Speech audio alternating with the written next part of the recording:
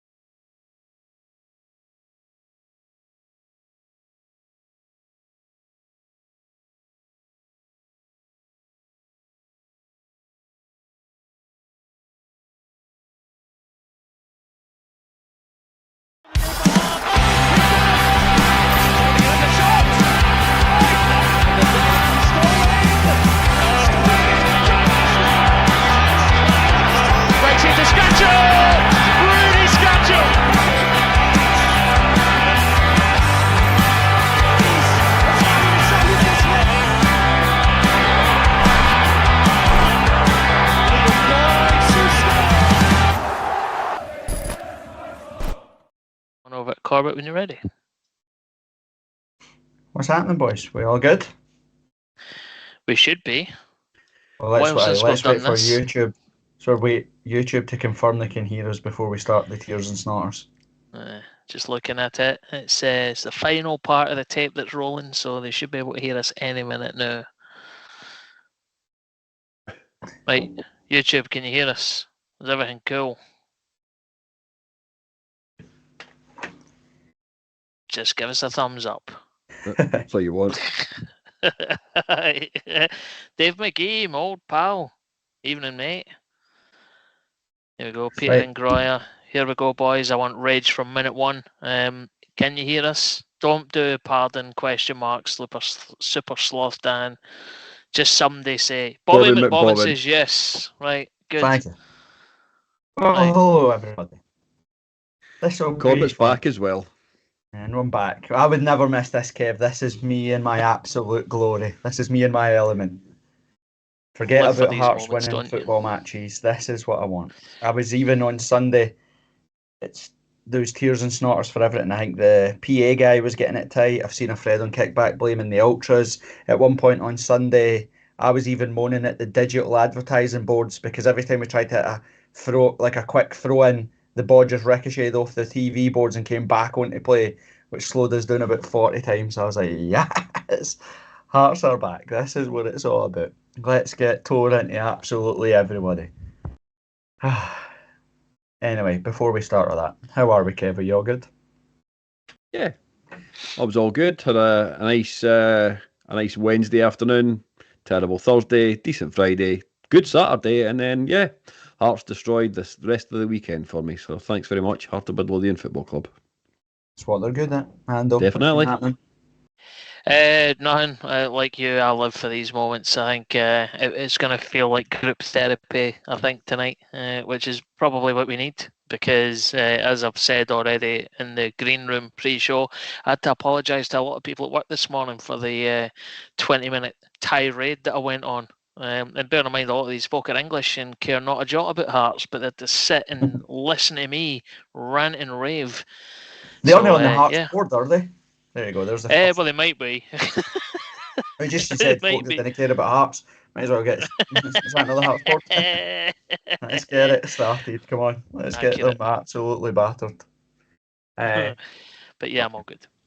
Sound right. Obviously, we'll dissect what has been a bit of a, I would say, a roller coaster, but roller coasters have to have ups for them to be classed as roller coasters.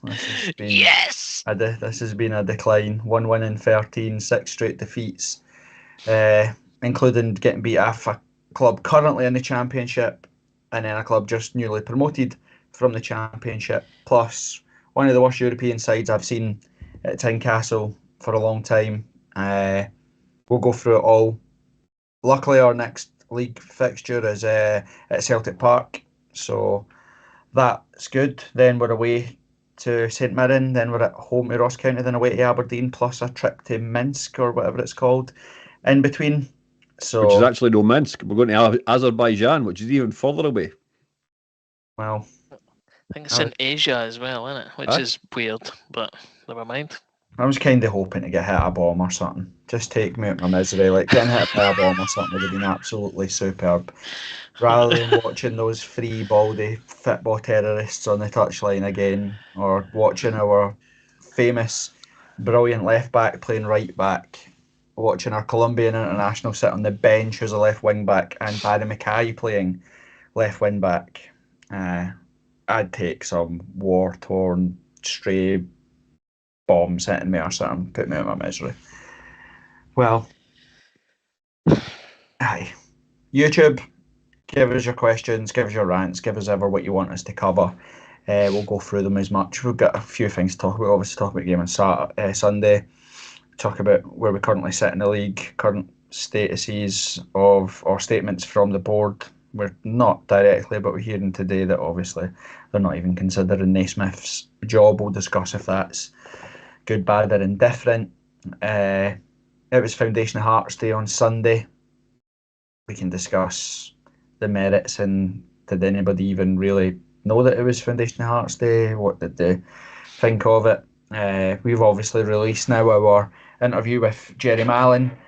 The caveat to that was that was recorded on the day of the away trip to Pilsen, where things weren't quite as bad. Since then, I think we've been beat 3 times. So 4 times actually. We've been beat twice in the league, twice in Europe. So the mood music was a bit more cheery when we sat down with Jerry.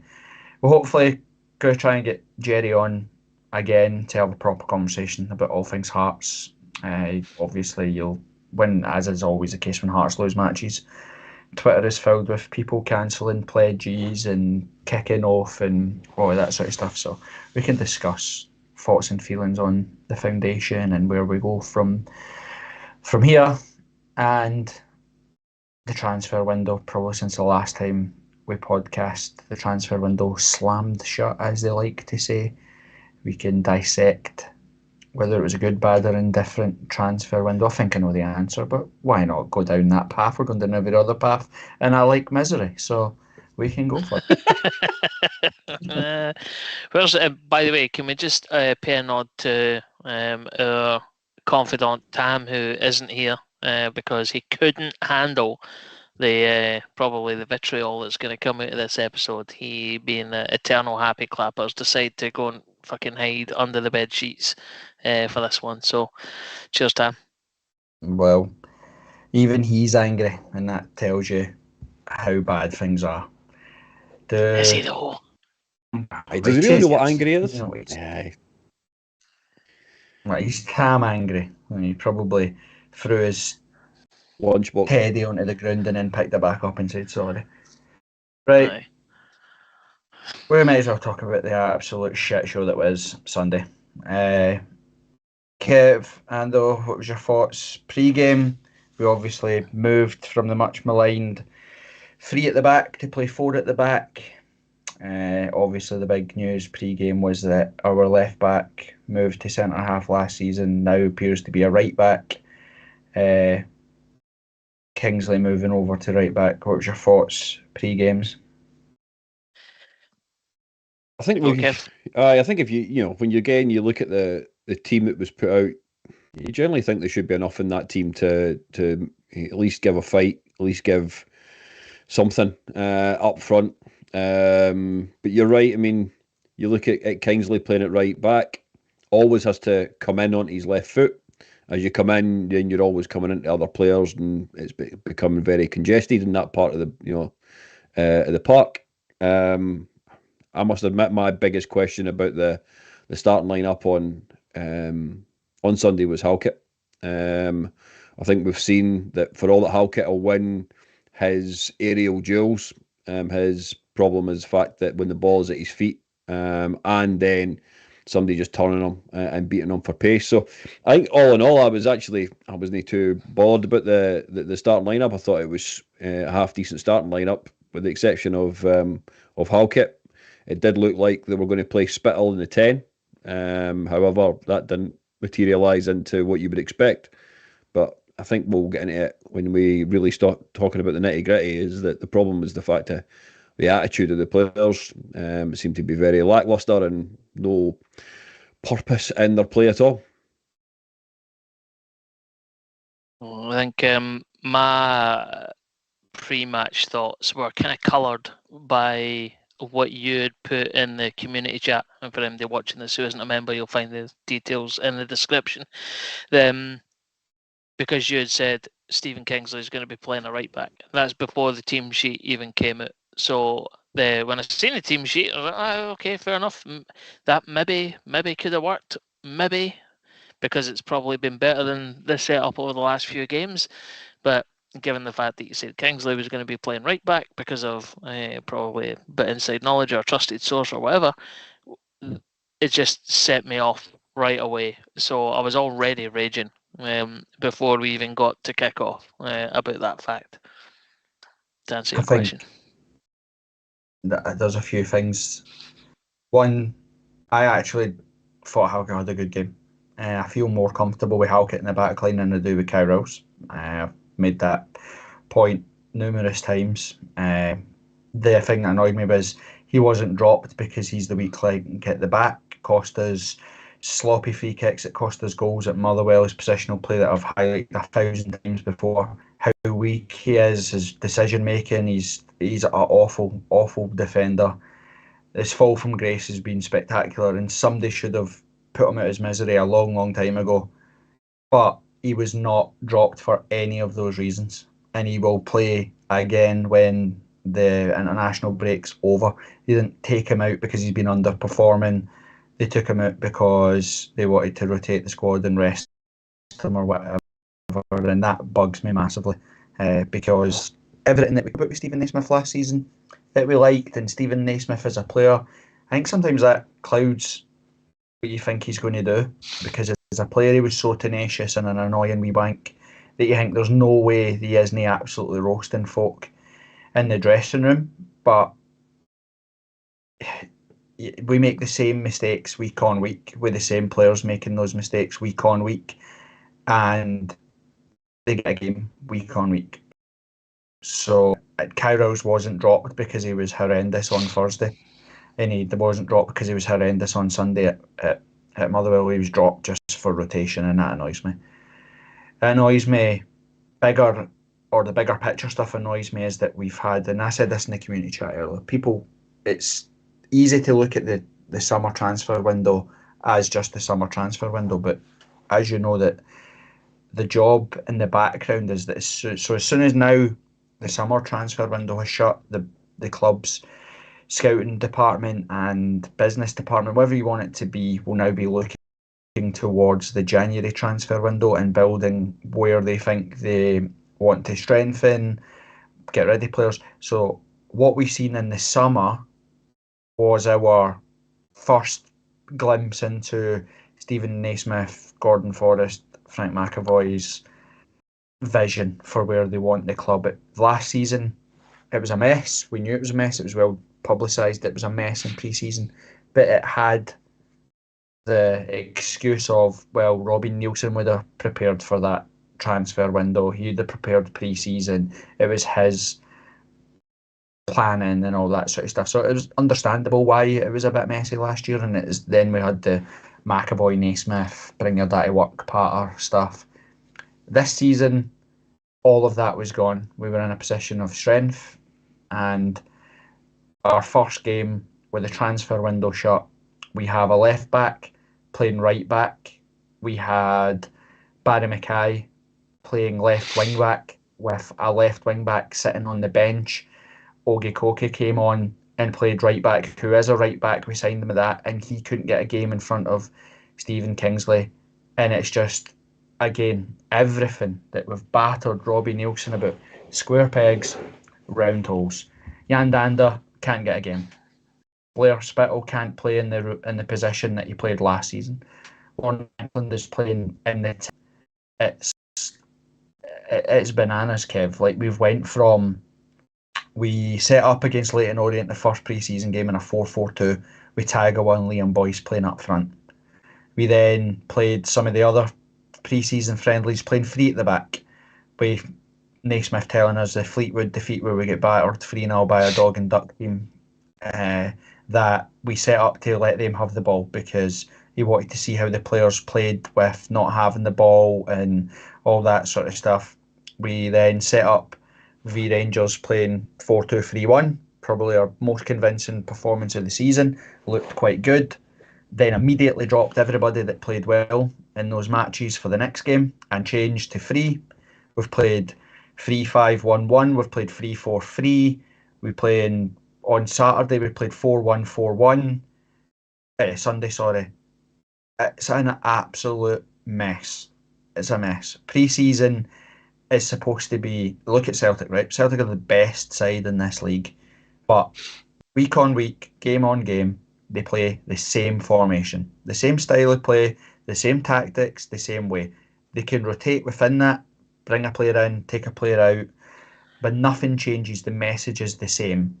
How is Gerard Taylor, who played against Rangers at right back, who looked athletic, strong, convincing, took his man on, was dangerous, was getting into the opposition half.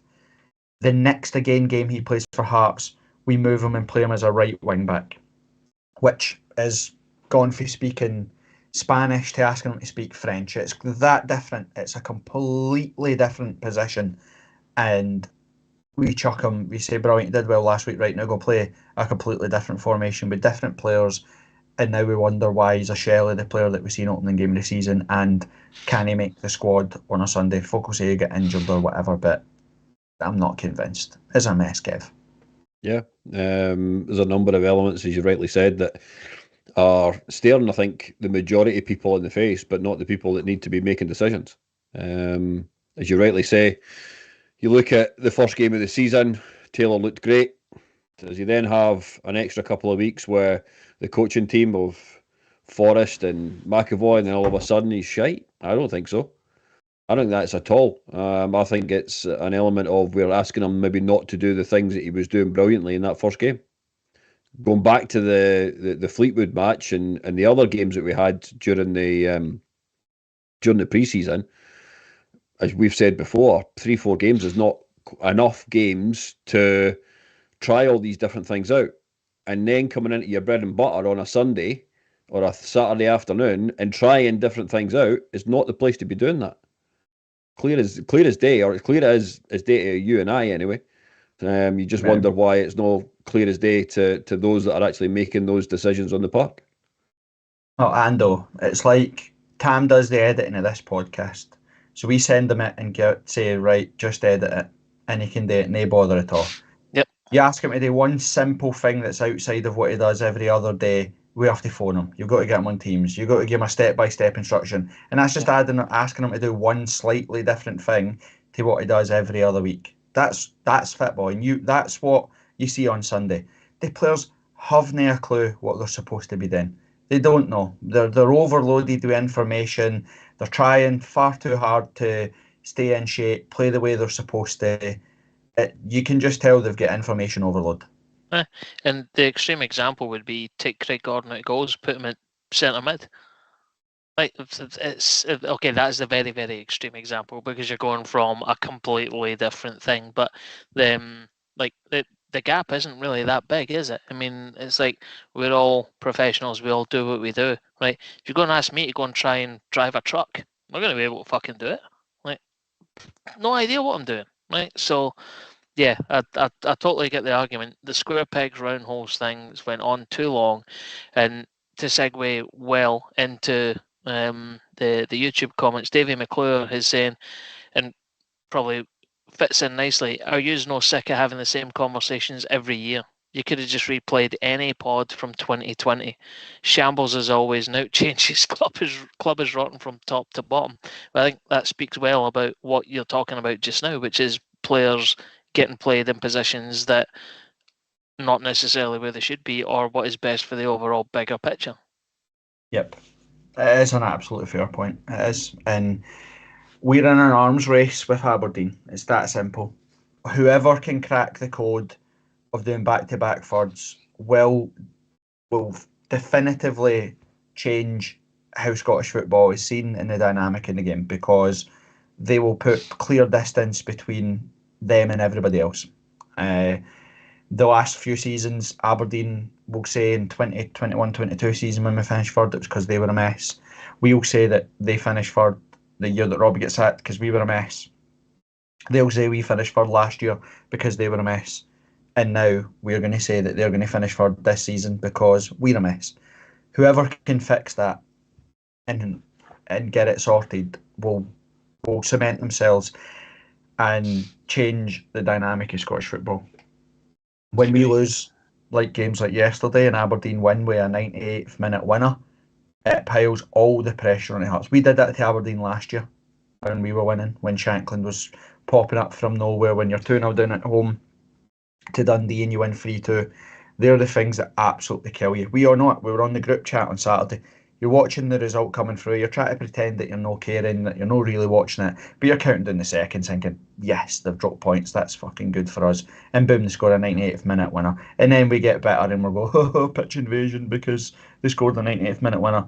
When we know fine well, we'd be on the pitch if we'd scored that, because it wasn't a 98th minute winner. It was their 9th win in 9 games. They are sitting top of the league. They've won 4 out of 4. Crest of a wave. Exactly. The George Burley stuff. We felt it when we were there. We done it before. When we first came back in Robbie Nielsen's first season in charge, we had third sewn up by November because we just blew everybody away and coasted to the end of the season. The same in the other season with Robbie Nielsen, we did the exact same. We had third wrapped up by Christmas and coasted to the end. And to be fair, last season we did the same stuff too. We wrapped up and we coasted. And that's exactly what Aberdeen will do if we continue on the trend that we're doing now. And to Davey's point as well, we'll talk, once we've dissected the football, we'll talk a bit more about exactly that stuff. Pressure, culture, identity. A football club comes from the top and works its way down. And again, we've spoke about it massively over the last wee while when it comes to who runs and calls the shots at Hearts and the trends in which we've seen. And though we spoke about some stats, European stats that we'll cover when we dive into that as well. But aye. So in terms of the team, now here's a statement that might ruffle a few feathers, right? Are we actually playing shite? Or are we doing exactly what the style is? It's just because again, we're playing the same style, the same way, the same possession, the same boring side to side stuff that we played last year.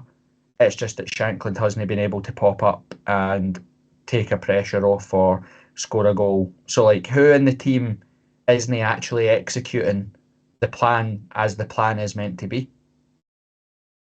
It's an interesting question.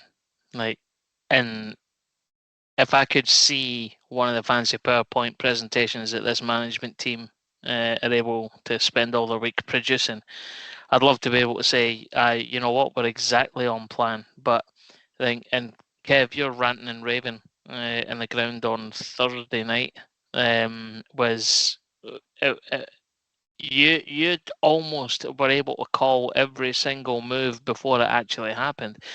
So it's like, oh, Gordon's up and play it back to him because you knew exactly what was going to happen. So it's like, it almost feels like possession for possession's sake. So if that's the plan, then fine, we're working to the plan. But if the plan, the short answer to your question is, are we playing shite? Probably not versus plan, but the plan's wrong. Right. Well, that's exactly where I'm going with that, Kev, is that, yeah, there's probably some people that are maybe underperforming in the role, but actually take Sunday in isolation, right? If they don't score with a shite goal that they scored, or Penrice's deflected shot goes in the first half, or we were probably sitting here saying, it wasn't pretty, but we done what we were meant to do. We did it plenty of times last season. It's not. I'm not saying that that's right, by the way. I'm not trying to stick up for what we're saying here, but I just, we're doing exactly what the management team have set us up to do, except for taking a chance. Well, I mean, I think if you look at some of the stats and some of the figures from last season, you know, shots on goal, shots on target, all that kind of stuff, we're not the same team at that side of it. So that in that last third, we're not the finished article that we were last season. And you called it right. You know, we look at the opening 5-6 games of last season, out with the away win at Perth in the opening day of the season last year. We had a really bad 6-7 games of the season. Getting beat from Motherwell at home. Probably you'd actually go as far, very similar reminiscences of yesterday's performance in yesterday's game. You know, but you're right. There's a number of elements there, in my opinion, is that I think there's certain people that are a little bit restricted or reserved in their ability. Now you take Oda, and I noticed that someone mentioned it on the chat about Oda doesn't offer you anything. I get where he's coming from, but I think Oda gets one game. He played yesterday for the 90 minutes. He won't play against Celtic, so that's him out again. He might play against St Mirren, but the likelihood is he'll come off the bench. How can you continue? How can you? We'll go back to what you said earlier, but how can you have consistency in your team, players knowing what they're actually doing, game to game, when you rotate it as much as we rotate.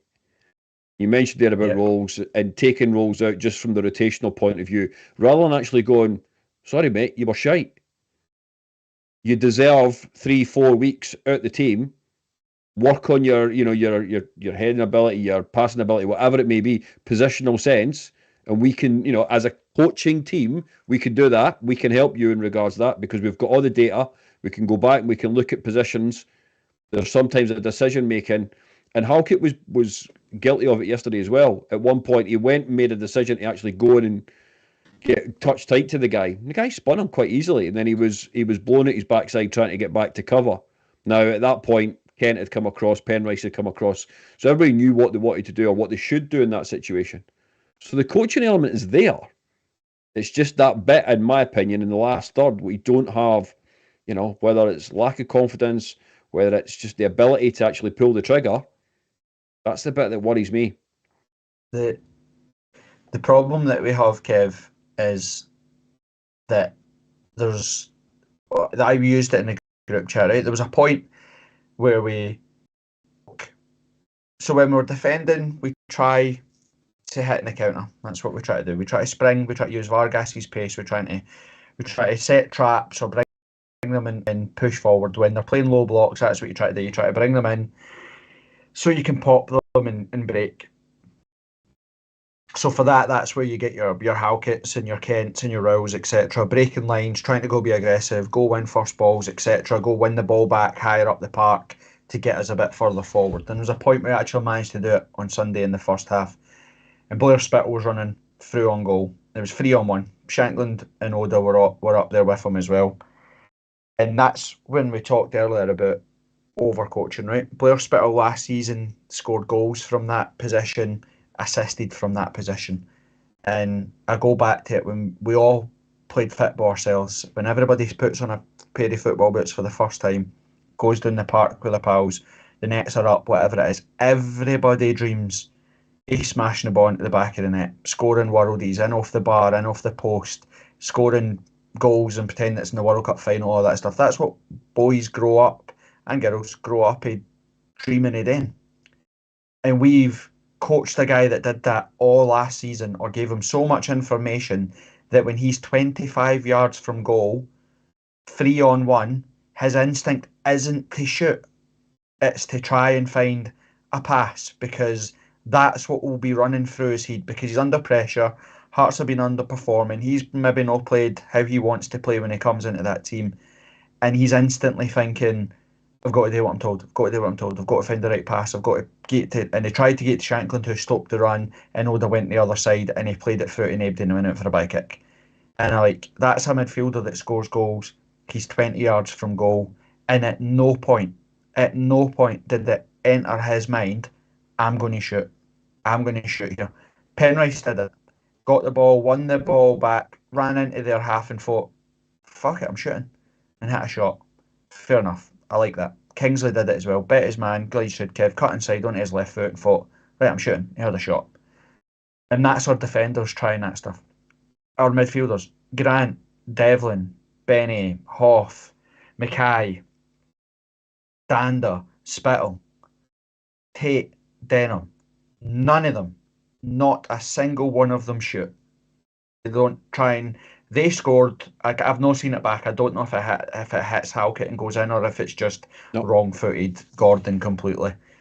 But whatever it is, you don't shoot, you don't score. Yep. How many times on Sunday were we edge of the box and we're trying to beat the man again, try to beat him again, try to cut inside, try to find the pass, trying to thread it through somebody's legs to get a hang on it. Just shoot. Right.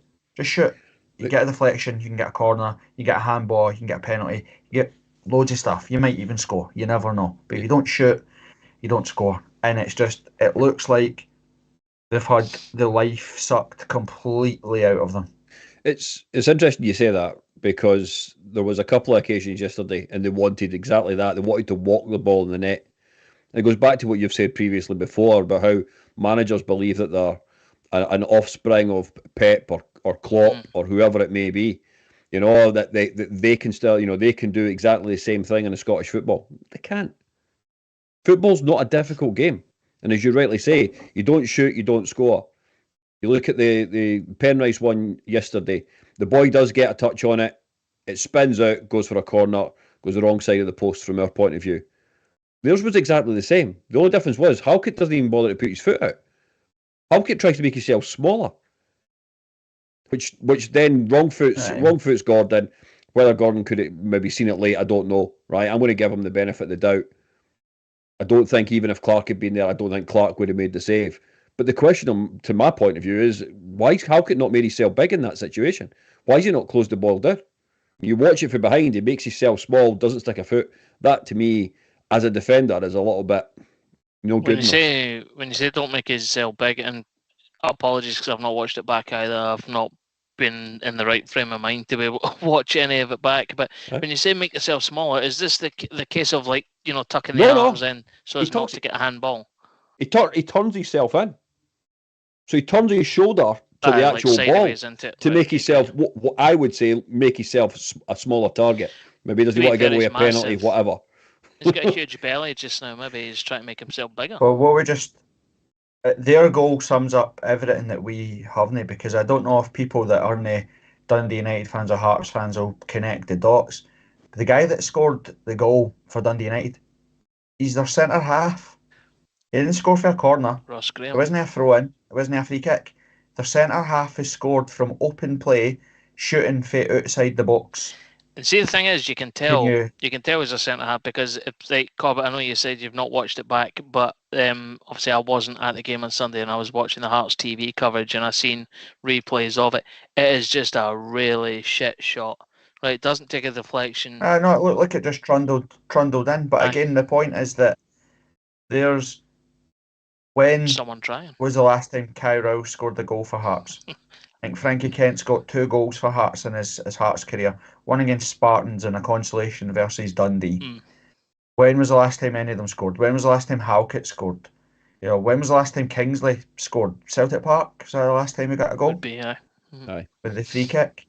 We carry no threat from anywhere.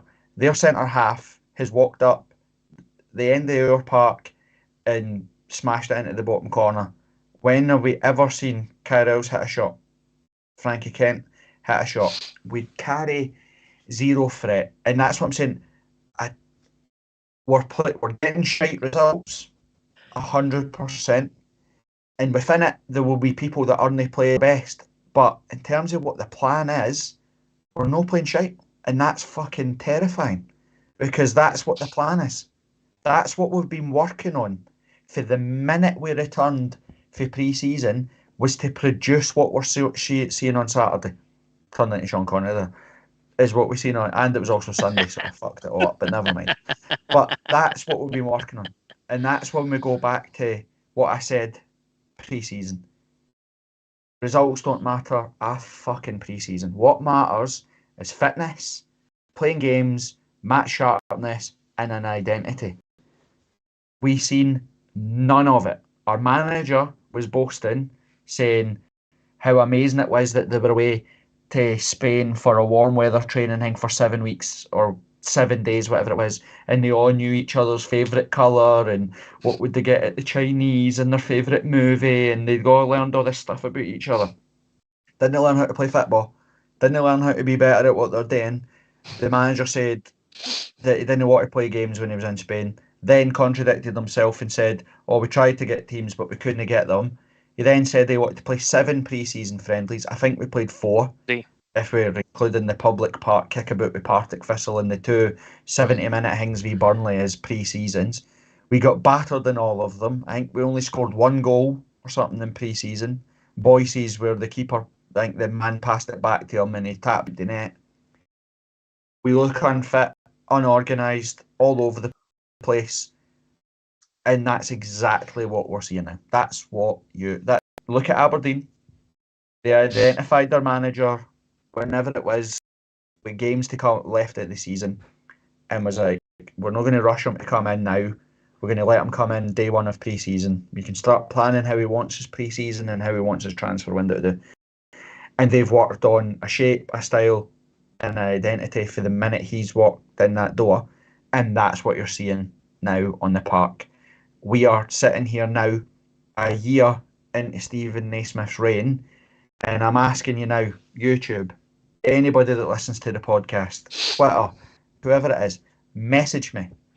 Tell me, what is our best starting 11 and what is the formation? Because nobody knows.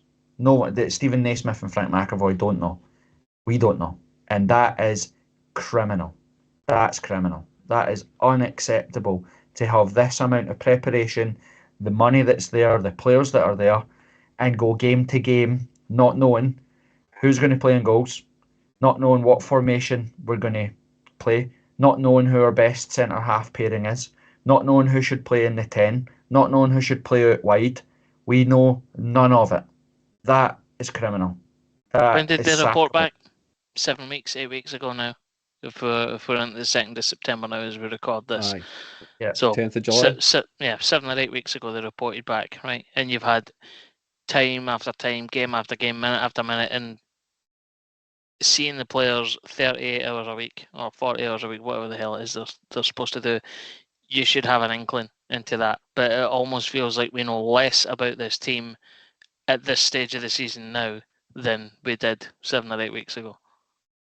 You look at, is it borderline negligence? Because if you go back to Robbie Nielsen's season, the 21-22 season, when we finished fourth, beat Hibs in the semi-final, Craig Gordon, Stephen Kingsley, Craig Halkett, Nathaniel Atkinson, Cammy Devlin, Liam Boyce, they're all still here. Barry Mackay, they're all still here. They're all still here. We're now two seasons, 3 seasons down the line. Those players are still here and still playing.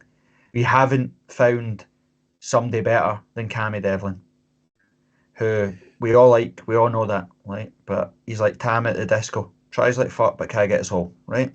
Like it's not good enough, right? It's true. Right, It's right. not good enough. End the podcast. We have peaked. We have peaked not with good that enough. comment. We've got a 41-year-old goalkeeper that's now Scotland's number 5 choice or whatever they can get on the list, and the Scotland number 2 goalkeeper sits on the bench. Now I know people will get all annoyed about that because Craig Gordon's a hero and he's my hero too. I've said it 1,000 times before. There's no future in Craig Gordon, none whatsoever. That should have been put to bed last season. It should have been, thank you very much, Craig.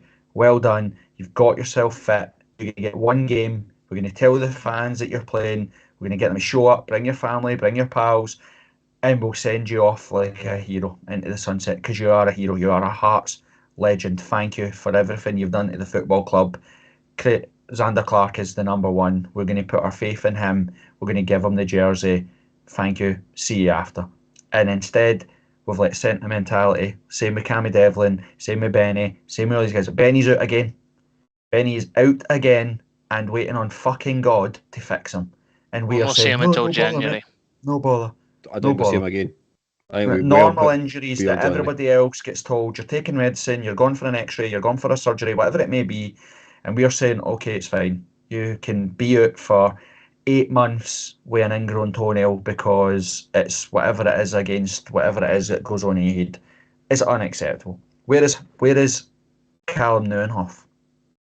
Where is Callum Neuenhoff? It has been months and months and months. Where is he? Where is he? Because at the time he was out with a niggle. He was going to be 2 weeks. He was just feeling something in his calf. That's the issue. That's the issue. It's the secrecy about it all. See if they came out and just said he's got a torn hamstring. Well, you know straight away a torn hamstring 6 months. A niggle is, well, as you rightly say, it's, a broken nail. This isn't a new thing. No, It's been no, going it's on not. for years. Questions have to be asked about a lot of different things. This is just like a peak. We went back there to the point I was making about is moving the squad on. Like you look at Sunday and the aspirations of where the club is, and I look at Rangers. I look at how far behind Rangers are for Celtic, and then I look and say, well, James Tavernier's still the captain at Rangers. He's coming up for a testimonial year. He's won 2 trophies or whatever it is. He's miles behind all the other players at Celtic and all that. Giakoumakis at Celtic said to Ange Postecoglou or whatever, I'm not happy sitting on the bench. And Celtic said, no bother mate, we'll sell you. See you later. You're never playing again. And got rid of him. We're at games like Saturday where we're Sunday, where we're chasing matches or whatever it is, and we're turning to the bench and bringing on Barry Mackay? Why? We know what we fucking get for Barry Mackay. He's not fucking good enough. He does nothing. He's a shite bag little cunt. He's pish. Get rid of him. Why are we playing him? What do you think is going to happen? He's going to come on, he's going to run like this, do no-look passes to fucking nobody, and clip balls in like that for the keeper to go, cheers mate, thanks, for 18 yards and shit his pants and pass. Why? What we doing? Why? What do you think is going to happen? He's done it for 3 seasons. What are you doing? Cammy Devlin, booked at Motherwell. He was on for and he slide tackled a ball that was already out of play and got booked. Every week. Every single week he does the same thing. Makes a stupid, rash decision that gets him booked, and then he's null and void. He does nothing. Can't score goals, doesn't shoot, can't pass. All he does is runs about and wins tackles. Brilliant. Have we no progressed as a team where actually that's not quite good enough anymore? We need to get maybe a wee bit better than that. Do you know what I mean? We need somebody cultured on the ball that can go and score and open up defences and play. We've got Devlin, Benny, Hoff, Boateng. They all do the same thing. They all do the exact same thing. Why do we need 4 of those players to sit and do the same thing week in week? And my last thing before I let everybody else speak, right? Boateng. That was an accident. That was an accident. That's what Hearts fans need to understand, right? Spittle, Danda, Penrice, they were planned. They were playing in the Premier League. We approached them. We got them to sign pre-contracts. We got them in. We said, brilliant, we need you in the team. At no point did we... That just came up. Somebody must have offered them to us and we thought, actually, we'll take a punt. And he's the best signing transfer window. He looks brilliant in there. He genuinely looks like he's probably a class above Benny and Devlin. That wasn't planned. Didn't they sit down and say, that's the guy that we want. He's the guy that we want in the engine room. He's the guy that we want to sign. It came across their desk and they went, all right, let's take a punt. Shambles. Yes, Kev. I'm going to drink my juice. I'm calming down. Aye. And breathe. No, but on that, there's a really good point. Who made that decision? Because Savage was gone by that point. Now, I don't know who it was that said it in the chat, but the whole idea of our transfer window, if these have been actual people that Naismith has gone, I want him, I've seen the report on this guy, and that's who I want. Why is he not then playing those particular people in the positions that he's seen? So again, it goes back to what you said. There's so many things, in my opinion, going wrong within the club. I hear today that they're now looking at another. It's not even director of football; it's director of performance. What does that mean? A director of performance. Looks at the spreadsheets. Yeah, the guy that looks at the Excel spreadsheets on player data. That's all that'll be. It's a nonsense title. But you differentiate that stuff, Kev, because you need those things, right? And to be honest, if you're doing your job properly, you should never know who these dweebs are with laptops and spreadsheets. We should never know who these geeks are, right? You should never know who they are. The only reason we know who they are is because we're underperforming. But again, you're right. You signed Spittle and Danda. Both play the 10. Now, the game plan, the plan A, is that Shanklin's to play the 10. So what the fuck is the point in Danda and Spittle? Why did we sign them? If the plan going into the new season is Vargas is going to play up front and Shanklin's going to play in the 10, so you've signed 2 boys to come in and play in a position that they can't play in. So what's the point in that? Our manager saying, oh, I put Blair Spittle in there because I wanted to see if he could play the sit and 6. And then said, and he can't, he struggled. Cool, I know what to do. I'll keep playing him there. Why? We've got a sit and 6 in Cammy Devlin, who Naismith has said, I'm trying to turn into an attacking midfielder. Why? We've got attacking midfielders. Why? Say to Cammy, thanks mate, you're shite, see you later. No, Aye. You're a bit shite there, let's see if we can find you somewhere else to play. No, that's no we'll football. give him an extension. Aye, that's no football. It's ridiculous. It's actual stupid. But who's to blame? Who's to blame? Because it's like Chelsea. They've signed about 9,000 players. Who's to blame? That's not the manager's fault. That's if the board allow that stuff, if the owners of the football club allow that to happen and don't rein it in and say, wait a minute, that's not happening, you're not doing that, then who's to blame? Do you know what I mean? Who sits in the stand and watches? Wait a minute, I've been to the SFA to get Salazar a work permit. I've been to the UK government to get him right to work here. We flew over to South America to bring him here. We've had to pay for translators and contracts and all that stuff for him to come here. He's a Colombian international that was a marquee signing for us. He's sitting on the bench and he plays left wing back. Why is Barry Mackay warming up to come on to play left wing back? What does somebody know? Go, wait a minute. Do we not have a left wing back on the bench? When do you question it? When does the team sheet come in and go, what's our manager doing? Stephen Kingsley is playing right back. Our left back is playing right back. That's unbelievable. No got Gerard Taylor. Did we not just bring the guy up for Bradford to play right wing, to play right back? Why is our left back playing right back? Are they not the things that you would say, wait a minute, that's a bit daft? Wait a minute, what's that? That's a 31 goal striker that's beat Robbo's records. He's playing in the 10. All right, cool. Did we not sign Danda and Spittle to play in the 10? So what's going on? Why is they playing there and our striker isn't up front? Like, it's not hard. No, there's no accountability. It was not a difficult game. And that's what bugs me. That's my biggest thing. Stephen Naismith could have them all line up on the 18-yard box and play keepy-uppies. Fine. It's his prerogative. He's the manager. That's what happens. It's up to the board to chap his door and say, wait a minute, what's going on? What's going on? Because this is not what we signed up for. This is not what we paid money for. And who does that, though? Is that McKinley's job? Well, if now that Savage is gone, so your director of football and department, or what's his sporting director, right, whatever it is, then he's gone, right? So you take out that. There's a gap now between Naismith and the board. He was the go-between.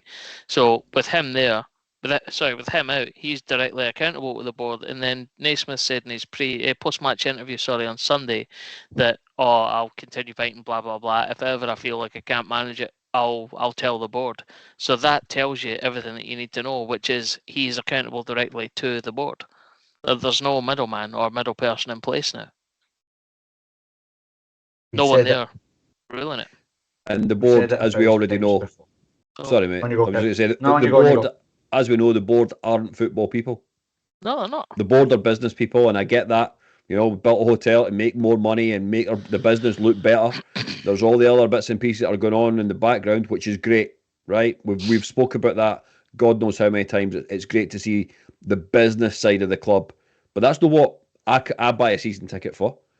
It's not the reason why any of you guys buy season tickets or go out and buy merch or whatever it may be. The reason we actually do all that is because we want to see the product on the park, and that product at this moment in time is poor, is one of the worst when it shouldn't be because of the quality we've got on that side. That only comes back on three people, as you've already said, the baldy terrorists. You're at a point where you chuck the baby out with the bathwater, right? So we got to be, all that stuff's fine, right? I get all that. Right? All that business side of it is perfect. Great. It's the best we've ever been. The problem that we have, and you've said it there, is that there are football people on the board, but there is one person that's the common denominator that have been here from the start. You can't even discuss it properly because no one ever speaks about it. Nobody brings it up. No one talks about it. And it's the elephant in the room all the time. There is someone on the board that makes all of the decisions, has the critical vote on everything, who is self-confessed doesn't care about football or isn't that bothered about football. And we see it all the time. All right, yes, and the absolute, everybody's well within their rights to say, well, no one won last season or whatever, and that's true. It's true. These things only get amplified and heightened when we're not winning.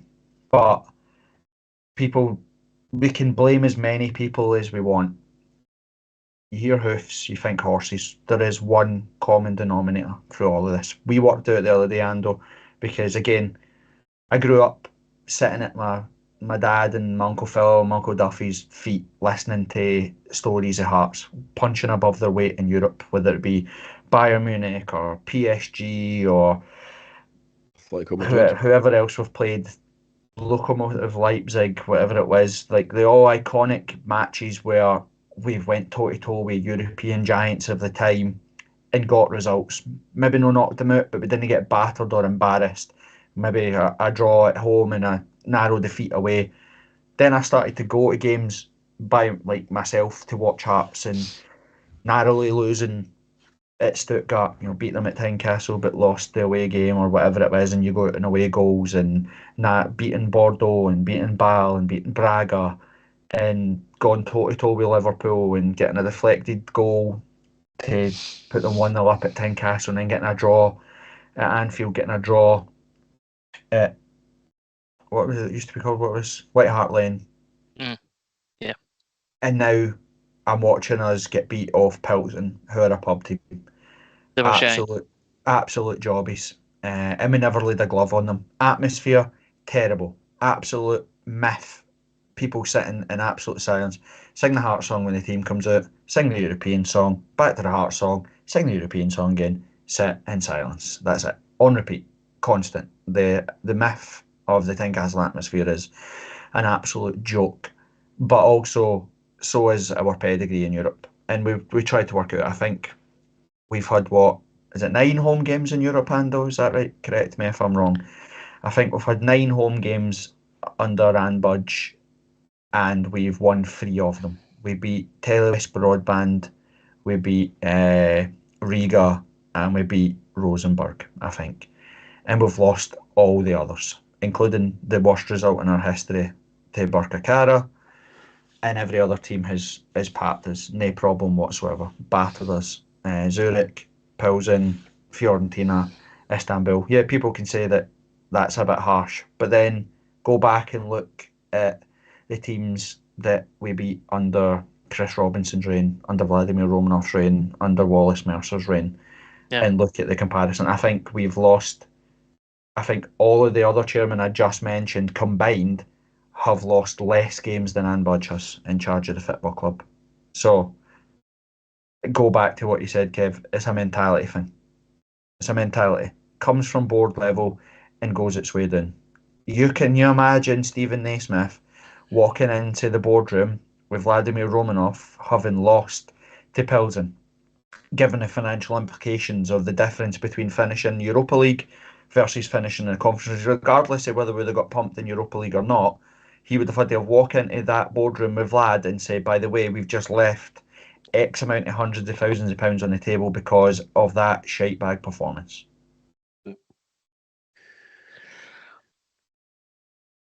Nothing else can be said about it. It is mental. It's like, and you're absolutely right in the stats. It took Wallace Mercer under his stewardship, 8 years to lose a European game at home. And in that time, we beat Dnipro, Bayern Munich, Velez, Mostar, Austria Vienna, Dukla Prague, PSG, right? And again, I appreciate it's not going to be lost on anyone that we're going back to the 80s. Right? And that you can't really compare the 80s to now because it's like, 40 or 50 years ago, whatever. But the simple fact remains is that you're absolutely right. Apart from beating Telewest Broadband, or whatever the fuck they were called, Riga, who we should have beaten, and then Rosenborg, which, let's be honest, good night. Yeah, that was a good one, right? But apart from that, it's been total failure against everybody else. Birkirkara, Zurich, Basaksehir, Fiorentina, PAOK, and then most recently Pilsen. And Pilsen, let's be honest, I reckon, right, we 3 and 8 others, 9, 10, 11, that's 11, probably could have got 8 of our mates together and beat that team. They were eminently beatable and failed to do it. Absolutely tragic. We've all been old enough to have been to those games. I remember what it was like versus Stuttgart.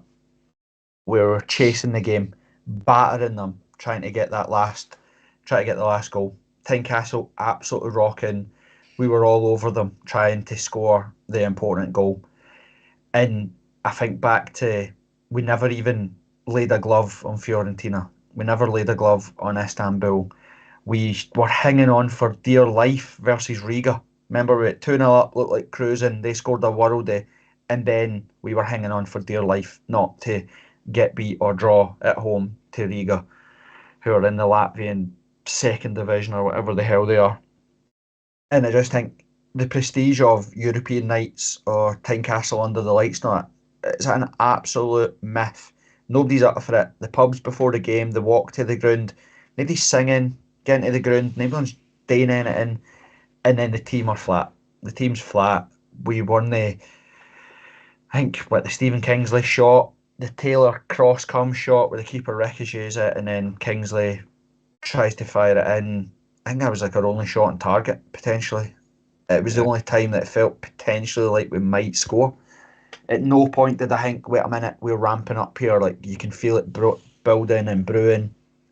And then it comes off and you hear snippets for Andrew McKinley was at the plot ceremony a couple of weeks ago saying, oh, we'll prefer to be in the Conference League anyway. Naismith after the game says, oh, it was in more hope than expectations. I think we're soft as shite, man. We are soft as shite. We accept anything. Because, again, mindset, this, I don't know what the grey cloud that always follows this regime is that 10 years ago we were in administration. So anything, as long as it's not administration, is better than where we were 10 years ago. So that's progress. And that kills me every single time. Yeah, you can't have that. You can't have that attitude. You know, you beat it. Move forward. Be better. It's what we've all done in our own personal lives, I would expect.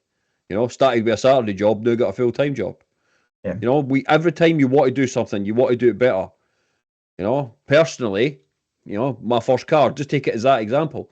Your first car, your next car's better, your next car's better. You want to always improve.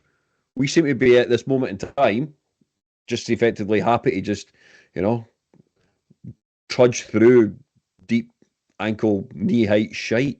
As long as we're ticking boxes and keeping the wolves from the door, that seems to be it, right? So we're staving off financial ruin because traditionally that's where Hearts were in the 90s, right? And then in the 90s under Vlad and all that stuff, right? So it's almost a case of keep the wolves from the door, right? Box tick, sound, we've done that. What else do we need to do in order to make ourselves a proper community family club, women's team, blah blah blah, you know, whatever else it might be, all these different initiatives, right? Cool, we're box ticking, we're keeping the wolves from the door, and then everybody gets to sit back, pat themselves on the back, sorry, and go, Why not? Pat yourself on the belly. you know what, we've just had a nice dinner, pat ourselves on the belly, pat ourselves on the back, thumbs up, right? Nothing's the matter here. Oh, but wait a minute, the one major revenue stream that we have, which is the men's team, is fucking dying on its arse, and yeah, we'll not worry about that. It's cool. It's fine. It'll sort itself out. We've got the guy in place. We've got my 3-year deal. Whatever it is, it'll come good in the end. I think you've said it. You've summed it up perfectly there for me, which I think is where the problem is. It's the same with the Foundation of Hearts. It's the same with they want to be a community football club, which I don't mind in theory, but that doesn't mean that we'd be soft as shit. We have to have. We're a football business. We're not a business that has a football team. We are a football team that has a business, and the football team is what matters, and that's what has to be the number one priority. And I don't think that it always is. And you can see that where we're at. The club releasing statements to Barry Anderson on the hush today to say that Naismith's job isn't under scrutiny, as if it's an overreaction for us to be upset that we've lost the opening 4 games or haven't they won in the opening 4 games of the season, forgetting that actually the last time we did win was in the third game of the split where we beat Dundee at home. So we're actually now 6 games in the league without a win, 9 games competitively.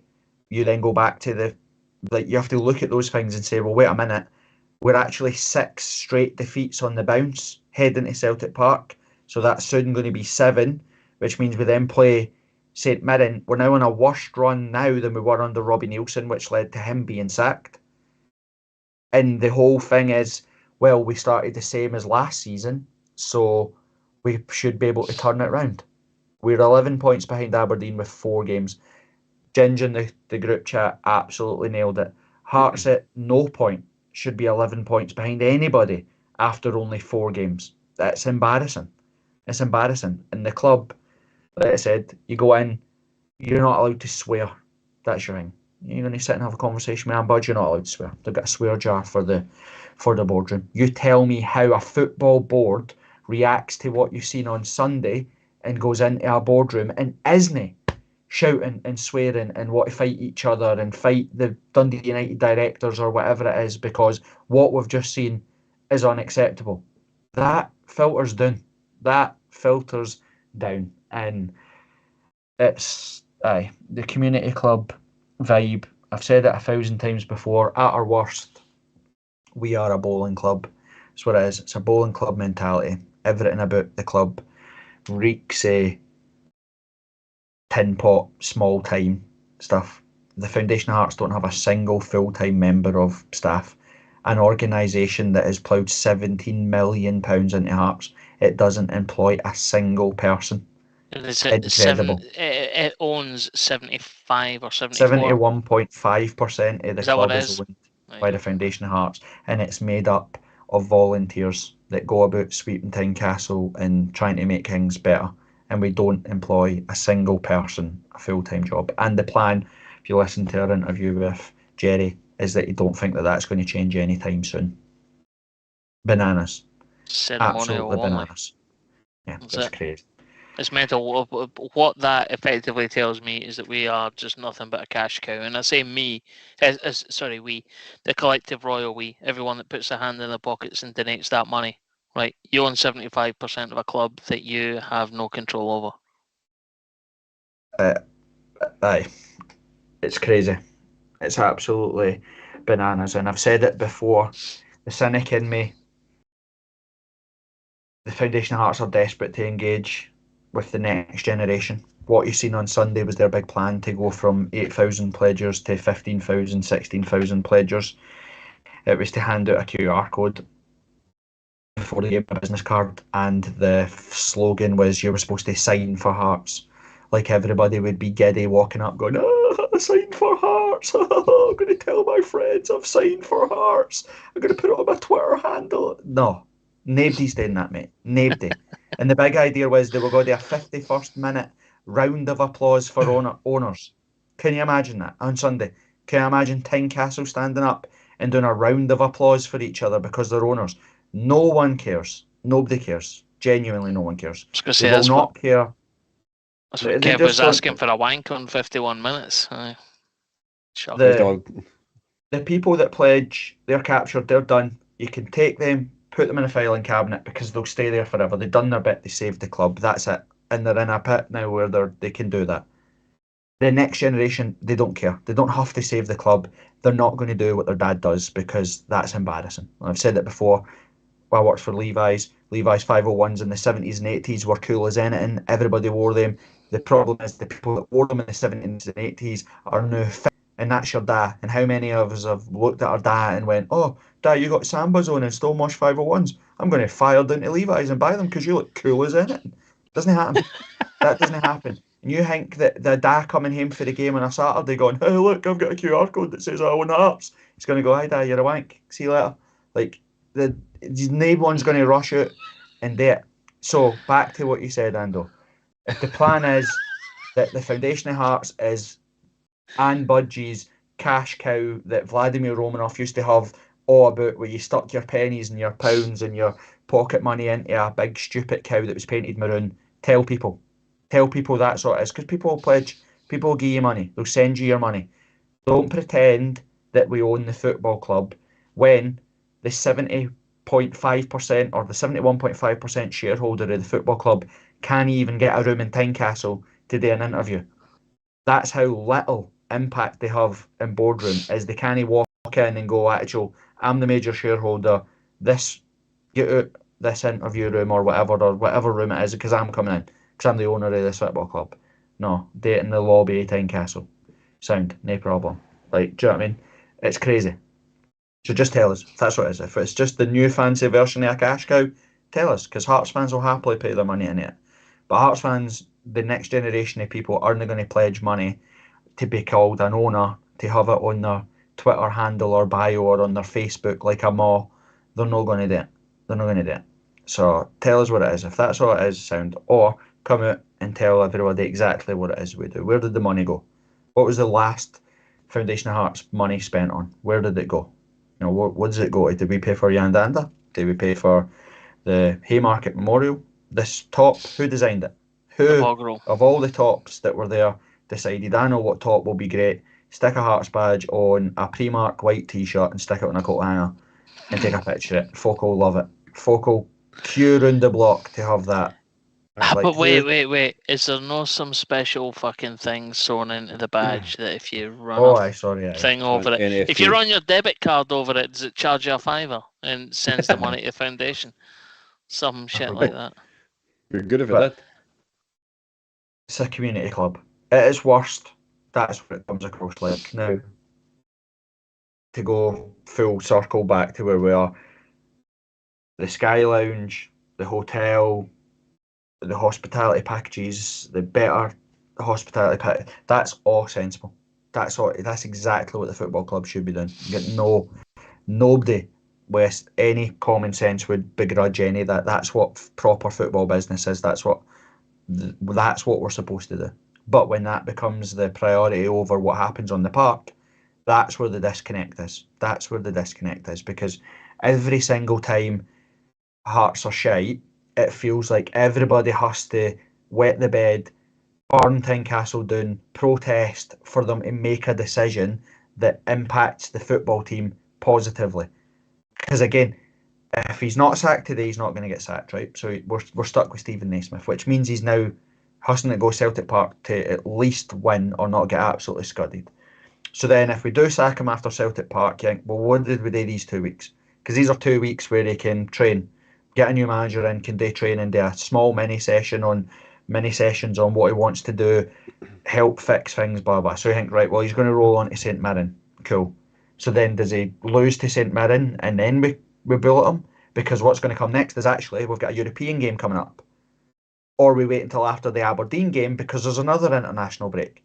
So by the time we play Aberdeen, 4 more games in the league, we could be 20 points behind Aberdeen. And what are they going to say then? Do you know what I mean? Like, this is supposed to have made the show better. I'm fucking furious. But you're exactly right, though. It's exactly the case. You know, where do you take that decision? It's what, 10th or 11th of May was the last time we won. When was the last time, though, we seen a performance? Could be the same day. See, Kev, 2018, I think. I've argued with this before, because when was the last time we seen Hearts go for 90 minutes? Well, that's a different question. But Hearts, we played well last season. There's no getting away from that, right? We executed what we were trying to do better. And Steven Naismith changed things in games. He reacted to stuff that was happening. That's why we liked Steven Naismith. That's why he has credit in the bank, because he did all that stuff. Where his credit is slowly draining, isn't it because we're losing football matches? That can happen in football. He's losing his credit because he's changing the formation week on week, and he doesn't know his best 11, and that's criminal for where we are right now. It's the bringing Barry McCowan to play left wing back when there's a left wing back sitting on the bench. It's sending Denham away. It's not playing Tate. It's bigging up Finlay Pollock, saying how amazing Finlay Pollock's doing, and then no playing him on Sunday. It's all those stupid things that football fans that pay their hard-earned money, that go week in, week out, it's when you start to treat them like dafties, talk down to them, condescend them, when they can see what isn't working. You come out like you did last season loads and say, hands up, I fucked up, we'll fix it next week, or we got away with it here, or we did.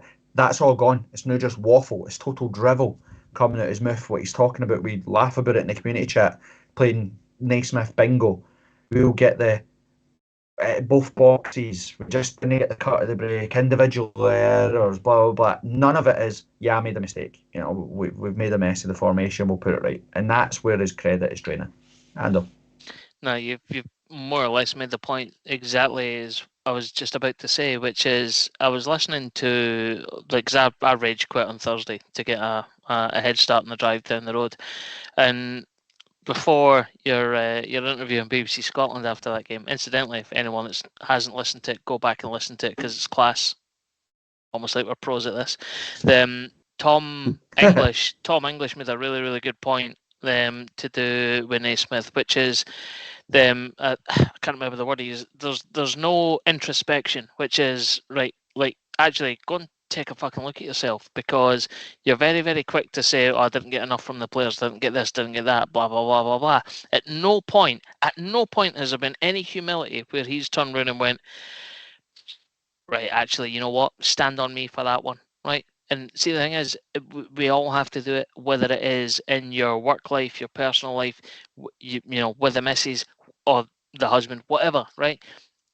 Someone at some stage will have to turn round and put their hands up, hold their hands up. We've all had to do it and go, "I got that wrong." Not a fucking bit of that, right? It's narcissistic shit behaviour, and that is one of the big things that I can't stand. Yeah, He's never wrong. That's what killed Robbie.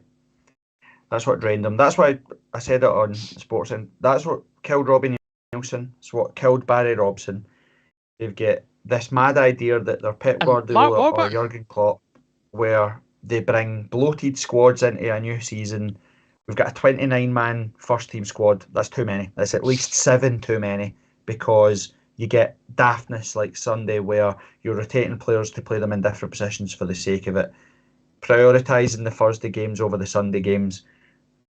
I bet my life, anybody, Hearts fan or not, go into the Thursday games and see their team lose but win on the Sunday, they'll be absolutely fine. But when you lose on the Thursday and lose on the Sunday, that just amplifies everything. That the anger just ramps up, because you're not getting either of both worlds. You're getting beat in one world and beat in the other. So what's the point in making 9 changes versus Falkirk to get beat and humiliate the club, but then also go away and get beat and humiliate the club with a 96-minute own goal that was easy avoidable?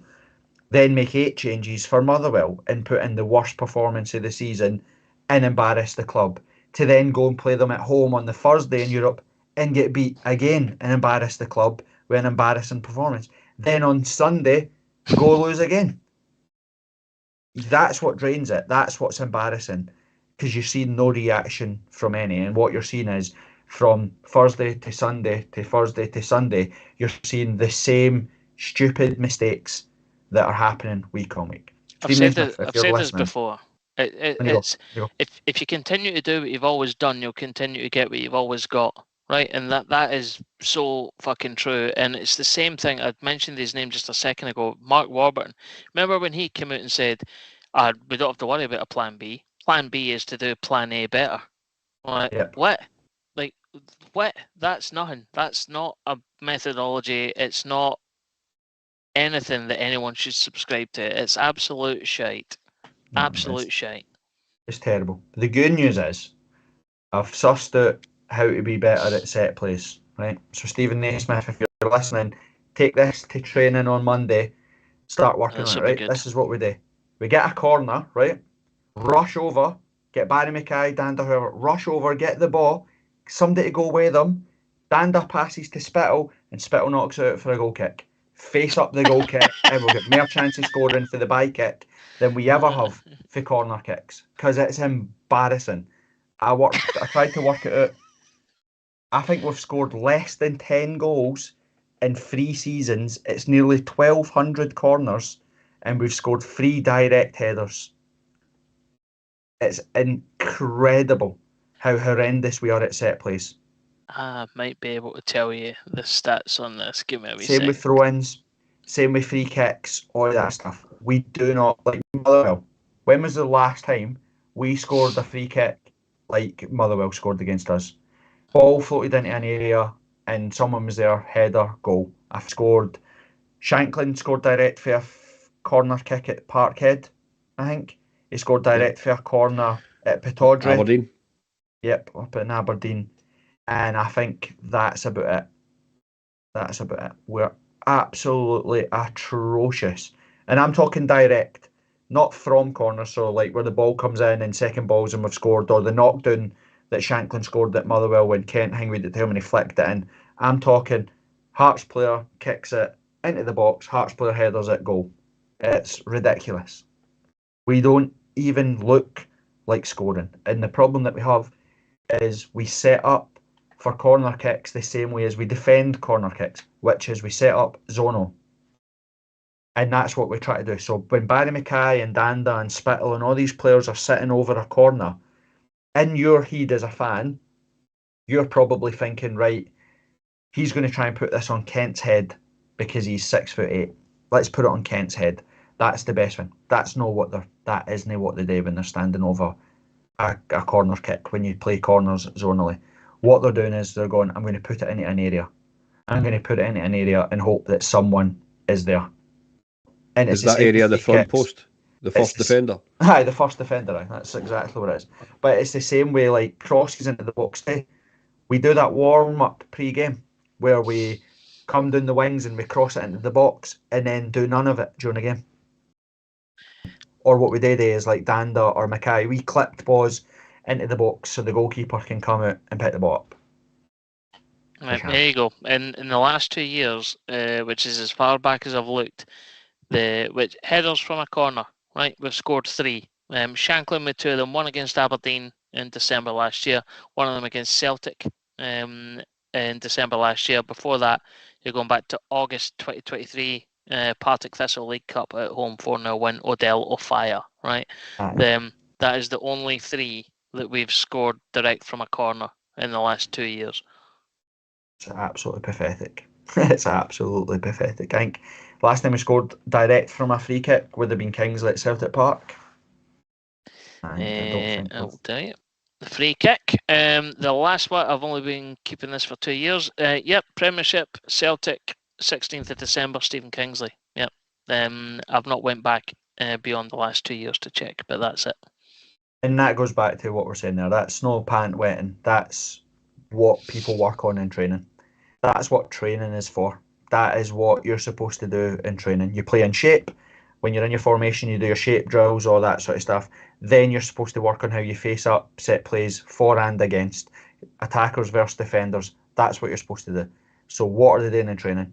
What are they doing in training? Because, again, 3 headers in what will be well over 100 corners says whatever you're doing isn't working. So again, back to what you said, Ando, in the Warburton stuff, plan A or plan B is to do plan A better. Then the game's done. You got to take no responsibility for what happens in game. No responsibility. Claim it off as in whatever, and then not try and write those things in training. Then what you get is what we're seeing Sunday to Thursday. A continuation of the same stuff, which is unlucky, boys. You didn't get beat on Sunday. What happened is you got a bit of bad luck. We'll put it right on Sunday, or we'll put it right on Thursday. Keep going. Yeah. It's a shambles. Right. Is there anything on YouTube? Mate, there's fucking hundreds on YouTube. Any questions? No questions as such. Well, yeah, to be fair, there's a lot, and thanks everybody. I'll put this in the group chat. Put this in the YouTube chat. It's really, really difficult to read these things out unless what we're talking about at the time is particularly true to what you're saying. But there's loads of stuff in there. Brian Martin, club probably in the best financial and secure position in my lifetime, but player recruitment and football side is lame as fuck. We are soft on the park and board not demanding enough from the management team. Absolutely fair comment. That all the comments here just basically align to what we're saying. Critically, none of you boys and girls in that chat are saying that we're talking shite, right? It's all validation of the same thing. Dean Barber, Corbett, you getting the bed sheets out? Well, that's what we'll end. We'll end the conversation on that question. How long does it go? Oh, interestingly. What do you foresee happening? How do you see it playing out? Jambo fan 51. Is Naismith this season's Barry Robson? I've been saying Really it. is. Been saying it for the season, so even finished last season. Yep. So I'll shut up. Carry on. Right, there we go then, Kev. Where does it end? What would you, Well, how do you see there's the next month going? on current performance, I don't see any points being picked up in the next two games. I can't see us going to Paisley and winning on the 21st of September. Again, you go back to the fact that you would expect to beat Ross County at home. But I'm being honest, I Who expected to you beat Dundee talking United to? yesterday. Yeah, I expected to beat Dundee United yesterday. So again, if we're going to continue on the path that we're playing at the moment, I think that's his last game. Which then asks the question, then, as you rightly say, you're going to then look to try and bring somebody in between what would be the 28th of September and your next game on the 3rd of October against Dynamo Minsk in Azerbaijan, followed by a game against Aberdeen at Pittodrie. That's just that shows again an inept element in regards to making a decision, and it's not an off the cuff decision, and we've called it out. May it was the last time we've seen a win. It's been steadily going downhill. So from that side of things, personally, I think you've got to make it this week. Yeah. Well, what we think and what will happen are different things. Ando, what's your thoughts? Oh, I was going to say. Sorry, I gave you too long to answer the question. I forgot what the question was. Is it what are we doing with the management situation? What do you think is going to happen in the next month? What do you think is? Oh God, right. Is it going to turn it round? Is it going to get sacked? We're going to pick up points? Right. So no, he's not going to get sacked. He'll continue on. I think the contract extension and a whole load of stuff. So if you consider the fact that he's probably him personally is still riding the crest of his own personal wave, which is the board are going to be looking at. Well, he delivered group stage European football after taking over from Robbie Nielsen in a tight spot. I think that gets him enough credit in the bank. He is not going anywhere anytime soon. Looking at the upcoming fixtures, Celtic away will lose that. Ross County at home, that'll be a hard fought draw if we do indeed are indeed good enough to get a draw. Dynamo Minsk away, Aberdeen away, there'll be defeats. St Mirren at home. You're now looking at the backside of October, and I'm struggling to find a game that we can actually win with our current form and management. We moved our December game with St Mirren because of the European football, moved it to the weekend of the League Cup fixture. So we play Celtic, and we play St Mirren. We played two away games before we played Ross County. Pardon me then. Sorry, I didn't realise that. Apologies. So in that case then, well, that just compounds the matter even further, which is I don't see a win in any of our upcoming stretch of games. And the sad thing is that I don't think the board have the balls to do anything about it. So what's going to happen over the next month? Copy and paste this conversation to a month's time. We still won't have won a game. We'll be lucky if we've even scored a fucking goal, and we'll still have the same three football baldy terrorists in charge. We won't sack Stephen Naismith. I'm telling football fans that now. They've just gave him and signed him into a 3-year deal. The same mistake they made with Robbie Nielsen. After he had a good season, they gave him him and Gordon Forrest and Lee McCulloch contract extensions. There's another thing that people don't talk about either, that people seem to have been lost in all of this, is that Gordon Forrest is the first team coach. He was the first team coach under Robbie Nielsen, and he's first team coach now. So people wonder why we are playing the same insipid football that Robbie Nielsen was famous for, keeping everybody back at corners, not scoring from corners, struggling to score in general, the terrible side-to-side possession-based football. That's the exact same as what we're seeing now, and that's because the same coach is there, the same coach with the same message, the guy that's running the sessions. Nothing's changed. It's the same. It's the same day-to-day for the players, and that's from the club. That's the club wanted continuity. They didn't want, as we've said 1,000 times before, they don't want new people coming in, new voices, people that upset the apple cart, so to speak. So they kept Gordon Forrest there so that people knew him, etc., etc. People that could shine a light on everything that is just fucking toxic within the club. Yeah, exactly. So I don't think he won't get sacked. we won't beat Celtic. You're looking at St Mirren and Ross County, and you're looking for an upturn in performance rather than results. But I think that the board are silly enough to imagine that he's going to turn this round because he did it last season after a poor start. I think that they think that Hearts can go win 5, 6, 7 games on the bounce and claw the gap back with Aberdeen and stuff. So I don't think anything will change in the short term either. Kev? And I know what your answer is going to be here. If we wake up tomorrow morning or 10 o'clock announcement tomorrow morning says that Naismith is gone, who do you go for? And I think I know who you go for straight away, given what your chat was in the community chat itself. But well, it's there would be two different answers. If this was at the end of a season with a pre-season for a new manager to work in, then I'd say let's try something different. Let's go maybe down a foreign route, get someone that's not caught up in the carousel that is Scottish football. Go see if we can get somebody with fresh ideas, think out the box. I'd be all for that. Like, absolutely. Now, it's a no-brainer, Kev. It's a no-brainer. There is a manager in Scotland that's been the best manager in Scotland outside of the Celtic and Rangers managers for 15 years. His record is the best that there's been.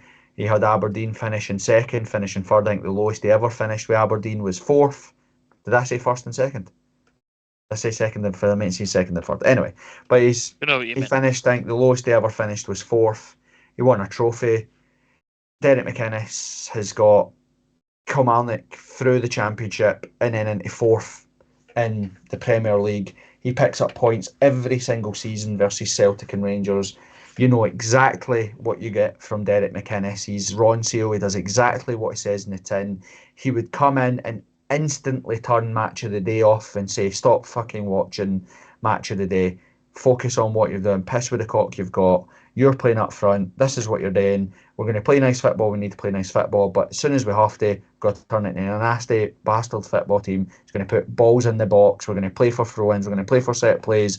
And we're just going to bombard the team that we're up to. Because that's what Hearts are. We didn't take any shite either. I said it in the community chat.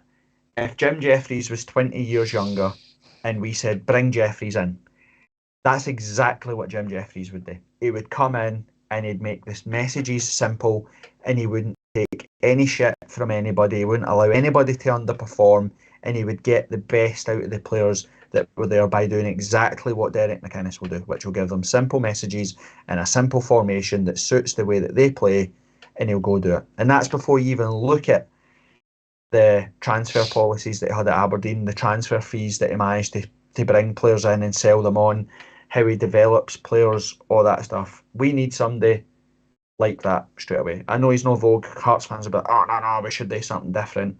I get all that. But for me, it's an absolute no-brainer. Derek McInnes is the guy. He should be going chapping in his door, because my big worry is actually when Rangers sack Clement, they'll go get Derek McInnes. 100%. Exactly that. There's no point, Kev, there's no point in messing about, because if you go and you need somebody that can come in, knows the Scottish game instantly, knows what it is to play for Hearts, knows what's needed, knows how to get the best out of players. You can't go on the continent, go get some young, inexperienced foreign manager to come. You need proper experience. You need a proper guy that knows the game. He hates Aberdeen. He'd love chasing them down. He'd be the guy that I'd go get now. It annoys me that Hearts aren't even contemplating it. See, the thing is as well, you have to probably consider that he'd love to take that job. It's like, look at the resources and the see all that shit that we've just spoken about, the stuff that works well off the field. Having that behind you, plus the autonomy, provided he could come in and just say, right, see, you, and you, all fucking gone. Like, and I think that's probably the bit that would stand in his way, is that we've never ever had that clean tie cut, and we've spoken about this at many, many episodes over the years.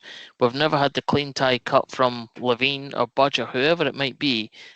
Like, all the apron strings have been cut. It's never ever once happened. In order for him to take the job, I think that would need to happen, and it would be revolutionary. And I don't know if we're there yet.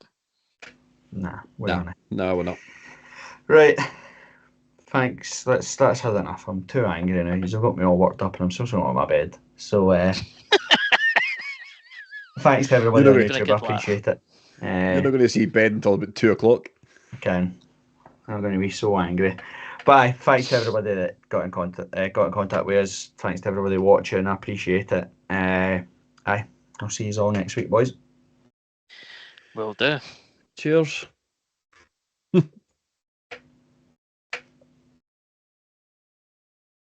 He's saying it. Go on, girls. Hey!